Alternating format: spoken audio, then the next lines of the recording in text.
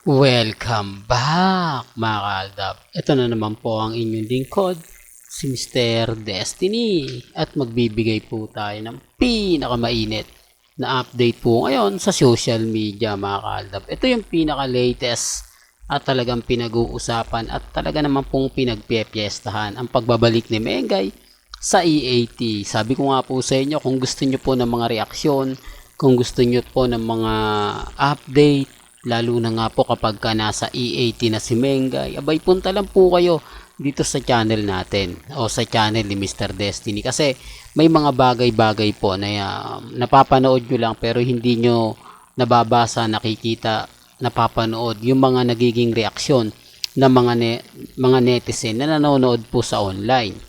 Hindi po ba? Kasi kung TV ka lang talaga, wala, hindi mo mababasa, makikita yung mga nagiging komento po ng mga nakakapanood. Di po ba? Ito yung pananaw na talaga naman pong ibang-iba. Di po ba? Although sinasabihan lang tayo, ako sigurado na naman, main fanatics ka na naman, Mr. Destiny. Kasi andyan si Mengay eh. Di po ba? Buhay na naman yung content mo. Makakagawa ka na naman ng bagong content dahil na andyan si Main Paul Carson. Remind ko lang po kahit naman po wala si Mengay, kaya nating gumawa ng content. Kahit wala po si Main Paul Carson sa EAT, may mga update naman sigurado yan. Di po ba? Kaya nga po, ito yung pananaw mga kaaldab sa mga komento, sa mga sinasabi, sa mga pananaw. Di po ba? Real talk to mga kaaldab. Kaya nga po ako, kampante lang po. Kung ano po yung mga nababasa ninyo, nakikita ninyo, napapanood ninyo, chill lang tayo. Di po ba? Sabi ko nga dito sa channel ni Mr. Destiny, lahat ng mga update na pag-uusapan, lahat ng mga ganap, talaga naman pong pinagpipiestahan. Di po ba? Pero bago tayo magsimula at bago natin ituloy itong mainit na update po natin, kung bago ka lang sa channel na to, at isa kang true-blooded Aldab Nation na nagmamahal po kila Mengay at Isoy, tama po ang channel na pinuntahan mo, kaya consider na po kitang bagong subscriber. At huwag mong kalimutang i-share ang mga video po natin sa mga mami, sa mga titas, at sa mga senior. Ito, remind ko lang po kaya po pala wala si Mengay, meron po pala siyang photoshoot na nangyari. O shoot, hindi natin alam kung TV commercial o kumbaga photoshoot lang yon mga kaaldab. Sabi ko nga po sa inyo, kung pagbabasihan nyo naman po yung mga komento, kung pagbabasihan nyo yung mga kaganapan, lalo na nga po sa Instagram, sa Twitter, sa Facebook, talaga naman pong madali lang, di po ba? Sabi ko nga po sa inyo, may mga bagay-bagay po na mahirap nga po talagang ipaliwanag. May mga bagay-bagay nga po na sa social media nyo lang po mababasa, mapapakinggan. Ngayon, sabi nga po ng iba, yung pagbisita nga po ni Michael, kumbaga, kakaiba daw po. Siguro para lang po sa, alam nyo na, para lang po siguro makakaldab sa pagiging handler niya o meron siyang bagong project para kay Mengay. O ba? Kasi yung sabi nga po ni Mengay, sobrang na-miss niya na raw po si Michael na bumisita nga po sa kanya. Siyempre nakakagulat, di po ba? Hindi ka naman bibisitahin ng isa kung wala siyang magandang plano, di po ba? Kaya nga po yung ibang reaksyon, ibang komento nga po sa social media. Hindi lang basta pagbisita yung ginawa ni Michael, di po ba? Kaya nga po sabi ko sa inyo, dito po sa channel ni Mr. Destiny, lahat ng mga gusto nyo pong malaman, lahat ng mga gusto nyong mapanood, mapakinggan, chill lang tayo, di po ba? At eto nga po ngayon, Atasha at Main Paul Carson. Marami nagre-react sa akin na, Mr. Destiny, hindi mo naman po pwedeng ikumpara si Atasha Mulak kay Main Paul Carson kasi 6 years na nga po si Mengay o kumbaga 8 years na, di po ba? 2015, 2023, 8 years na mga kaaldab. Kung titignan at susuriin ninyo, samantalang si Atasha baguhan pa lang.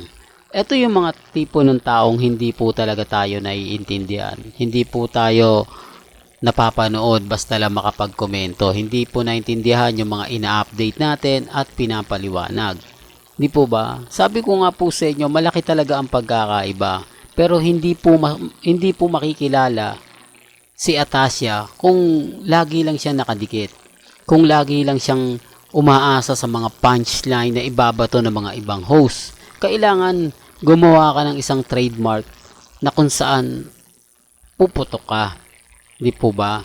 Yung tipong makikilala ka dahil dun sa ginawa mo.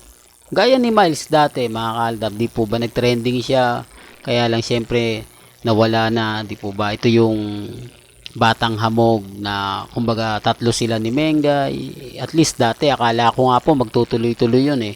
Akala ko nga po makikilala na si Miles sa mga Batang Hamog, di po ba? Ibig sabihin, nagkaroon siya ng trademark sa Batang Hamog. Although sabihin na natin mga sikat yun, pero pag sinabi yun, kasama siya. Di po ba? Kasama na siya sa mga kumbaga nagkaroon ng trademark. Kaya lang syempre wala eh. Hindi siya nagtagal at talagang nabas yun ng napakarami. Di po ba? Kaya nga po may mga bagay-bagay na mapapaisip din po kayo. Di po ba? Sabi ko nga, kung gagawin lang to ni Atasha na ganito, wala. Di po ba? Walang, ibig kong sabihin, normal lang. Di po ba? Na hanggang dyan lang yung makukuha niya. Ibig kong sabihin, walang trademark na tatatak sa kanya. Hindi po kasi katulad ng iba, katulad ni Raisa, di po ba matagal na, may trademark na siya. Si Mengay, Yayadab, di po ba? Bakit hindi nga po raw dalhin sa barangay etong si Atasha para iba po kasi yung ano nito.